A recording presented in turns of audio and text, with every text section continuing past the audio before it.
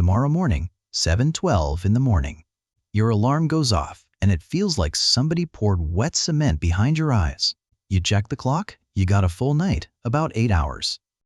Not hungover, just weirdly dead. A full night on the clock and an empty battery. That is the mystery. How can a couple drinks mess with your deep sleep so badly that you wake up more tired than if you had barely slept at all? In the next few minutes, we are going to follow the alcohol from your first sip to that first miserable yawn and make the paradox make sense.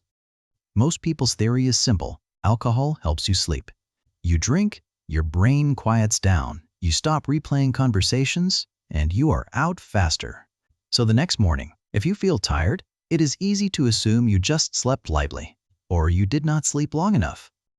And honestly, if you are judging sleep the way most of us do, by how fast you fell asleep and how many hours you were in bed, that theory seems correct. The nightcap feels like proof. But your body does not score sleep the way you do. It does not care that you are unconscious. It cares what kind of sleep your brain and nervous system actually pulled off while you were gone. Here is the contradiction that matters. Research on sleep and alcohol has consistently shown the same basic pattern. Alcohol can shorten the time it takes to fall asleep, but it tends to worsen sleep quality as the night goes on. Deep sleep is the part of the night that is supposed to feel like repairs happened. It is not just rest. It is a very specific operating mode where your brain and body can downshift and do maintenance. When deep sleep gets chopped up, you pay for it. Your mood gets thinner, your stress response gets louder, and learning and memory feel stickier in the bad way, like your brain will not grab what you want, but it will cling to what annoys you. Workouts feel harder, and the scariest part is you often have no idea it happened because you cannot feel sleep architecture while you are asleep. So if alcohol is helping, why do some mornings feel like you lost the night instead of used it? Let us do this like a mechanic, not like a lifestyle influencer. We are going to treat alcohol as a two-phase drug. First, it is rising and peaking in your system. Then it is clearing, and we will lay that timeline over what sleep is supposed to do, especially deep sleep. Here is a small commitment to make with me. If alcohol truly helps sleep, then the second half of the night should look better, not worse. Agree? That is when your body normally stabilizes and coasts into its most restorative patterns. Also, quick promise, this is not going to be one of those videos that tells you to drink lemon water, buy a powder, and call it neuroscience. No detox teas, no magic supplements, just physiology. What your brain, your airway, and your nervous system do when alcohol shows up at bedtime. And we will use a simple scoreboard. Deep sleep continuity. How often you half-wake without remembering it, how stable your breathing stays, and how you feel the next day, sleepy versus actually restored. The first trap is that alcohol can feel like it is giving you deep sleep when it is really just giving you sedation. Sedation is basically your brain turning down awareness. Thoughts get duller, worries get fuzzier, and your mental volume knob drops. For a lot of people, that makes sleep feel closer, like you can finally sink. So you fall asleep faster, and that part is real. But falling asleep faster is not the same thing as getting good deep sleep. Deep sleep is not just being knocked out. It is a specific pattern your brain has to hold, and alcohol does not flip that switch cleanly. It changes the terrain, and you can end up unconscious quickly, while the night underneath you is shaped in a way that is less restorative than it looks. That is why I passed out is a terrible sleep metric. A computer that is powered off is not doing updates. It is just off. It looks like sleep, but it is actually a different state. So what is deep sleep mechanically? Deep sleep, often called slow-wave sleep, is like your brain getting into a slow, synchronized rhythm. Lots of neurons moving together, not jittering in 1,000 directions. And your whole system tends to run quieter. That quiet is not a vibe, it is a condition. Deep sleep depends on low interruptions. It depends on your nervous system not getting poked into alertness over and over. And it depends on stability of arousal, temperature control, breathing, and the background things you do not consciously manage. Here is the easy-to-miss part. Deep sleep does not just require you to be very asleep, it requires continuity. You can steal deep sleep from yourself with tiny awakenings so short you will not remember them, while the slow wave rhythm gets shattered like a song that keeps getting paused. So if alcohol is going to mess with deep sleep, it does not have to keep you awake. It just has to keep interrupting you. Which raises the obvious question, if alcohol is sedating at first, why do so many people get that second half of the night restlessness? Why the 3 in the morning wide eyes, the sweating, the racing heart? The feeling of, I am tired, but I cannot stay asleep? There is one detail about this almost nobody talks about in everyday conversation. The sabotage often starts when your blood alcohol level is heading back down towards zero. Alcohol does not sit in your body politely. It pushes your brain in one direction, and your brain pushes back. That is homeostasis. Your nervous system hates being shoved off balance, so it compensates. While alcohol is present, it nudges inhibitory signaling, your brain's braking system, so you feel calmer and sleepier. But as that happens, your brain starts adjusting in the opposite direction so you can still function. Then the alcohol clears, and those compensations do not vanish instantly. So the second phase of the night can look like a rebound. The break fades, but the pushback remains for a while and your system drifts more toward alertness. You get lighter sleep, more awakenings, and sometimes you wake up and your mind feels oddly on. You are not waking because you are just stressed. You are waking because your nervous system is flipping states as the drug leaves. And once you are in that pattern, deep sleep continuity starts losing the fight even if the total hours add up. Up to here, it sounds like a brain-only story. Alcohol changes chemistry. Chemistry changes sleep stages, and you wake up tired. True, but incomplete, because there is another pathway that can delete deep sleep even more aggressively. Most people miss this. Alcohol does not just affect your brain, it changes your breathing mechanics while you sleep. Alcohol relaxes muscle tone, and that is part of why it feels calming, but your airway depends on muscle tone to stay open at night. Your airway is a soft, collapsible tube in your throat. When muscle tone drops, the airway gets floppier, it vibrates more easily, it narrows more easily, and it can partially collapse more easily. That is why alcohol is notorious for making snoring worse. It is also why sleep medicine guidance, including what you will hear echoed by groups like the American Academy of Sleep Medicine, consistently warns that alcohol near bedtime can worsen obstructive breathing events, especially in people who already snore or have sleep apnea risk. Here is what makes this such a deep sleep killer. Every time your breathing narrows too much, your body has to react. Oxygen can dip, carbon dioxide can rise, and your brain senses trouble and triggers a brief arousal, sometimes just seconds long, to tighten the airway and reopen it. You often will not remember any of it, but those micro-arousals are like someone walking into the room and flicking the light switch, on and off all night. You might sleep through it in the sense that you do not form a memory, yet your brain keeps getting yanked out of the slow wave rhythm it needs. Once those arousals start stacking up, the whole night shifts, heart rate runs higher, the nervous system stays more on guard, and deep sleep becomes harder to enter and easier to break. You can spend a full night in bed and still wake up with that empty battery feeling. Now we can approach the cruel part of the title. How can this make you feel more tired than if you never slept? Because there are two different dials that get confused, sleepiness and restoration.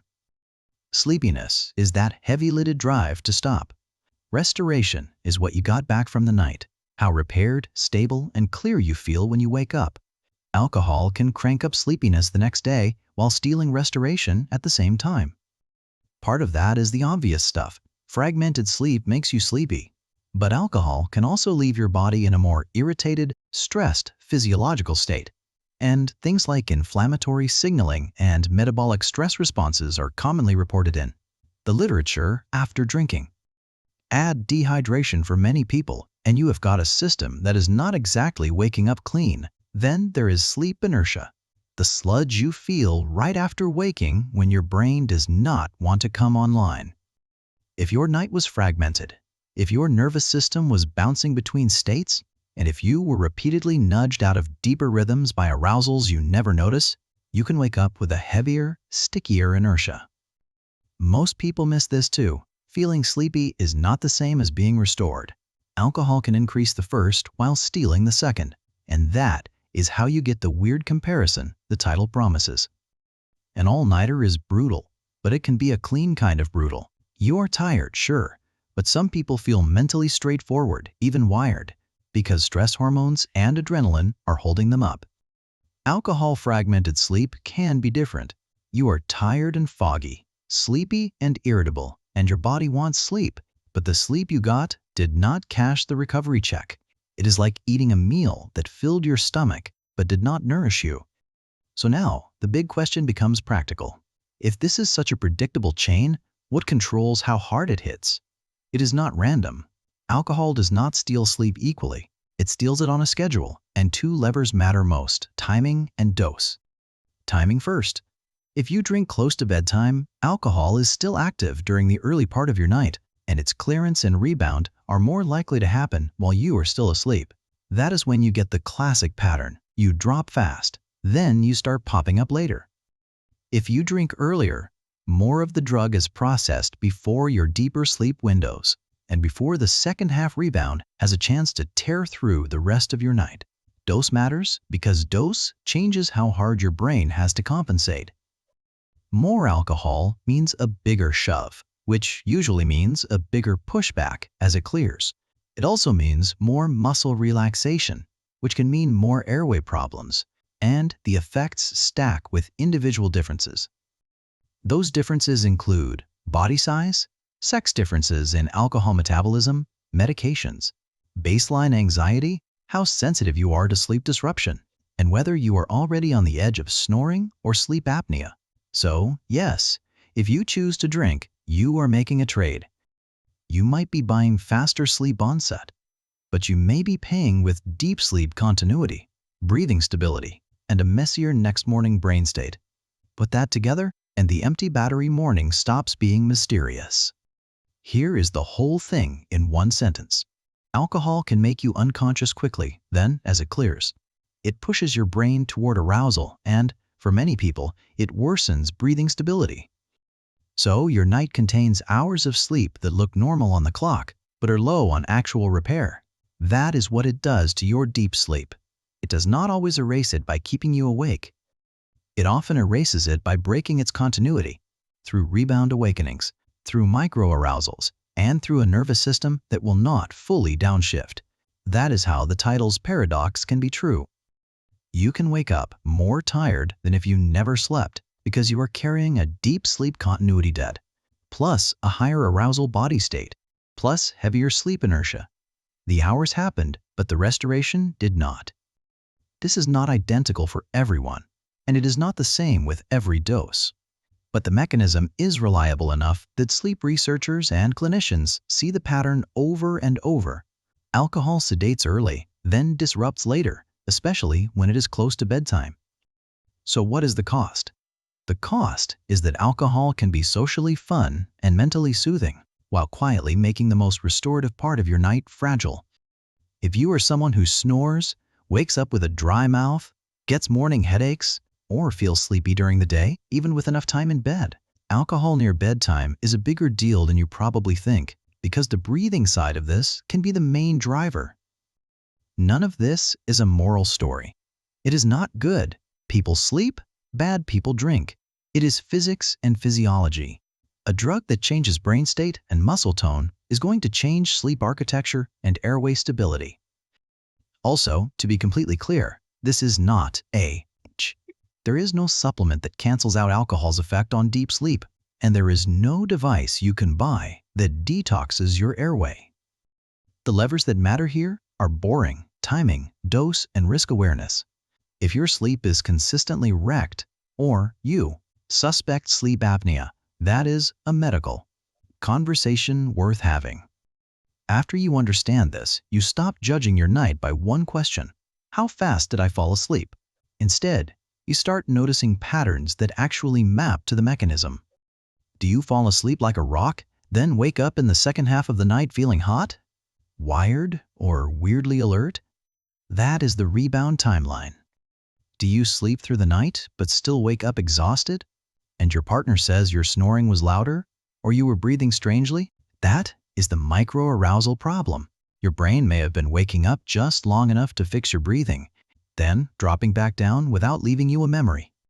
Once you see it that way, the night stops being a personal failure. It becomes a system you can steer.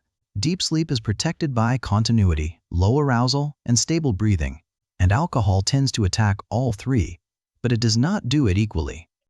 That means you do not need a perfect life to get a better outcome. You need better leverage. Here is the practical protocol, not motivational, just mechanical. First, set a last drink buffer. Aim to stop drinking at least 3 to 4 hours before bed. More is better. But that window alone often reduces how much rebound and disruption happens while you are still asleep. Second, cap the dose on normal nights. Pick a personal ceiling, especially when you care about next day performance. And do not negotiate with yourself at midnight. The jump from a little to a bit more is where the rebound and fragmentation tend to get louder. Third, protect breathing if you are a snorer. Do not drink close to bedtime. Avoid sleeping flat on your back after drinking. And if you have signs that suggest sleep apnea, take that seriously and consider getting evaluated. Fourth, if you drank late anyway, do not make sleeping in your only fix. Rehydrate, get light movement and bright light in the morning, and prioritize an earlier bedtime the next night to rebuild deep sleep pressure. Fifth, run a simple 2-week experiment. Same amount of alcohol, but earlier versus later. And judge it by morning alertness and second-half awakenings, not by how fast you fell asleep. A full night on the clock and an empty battery does not have to be your default.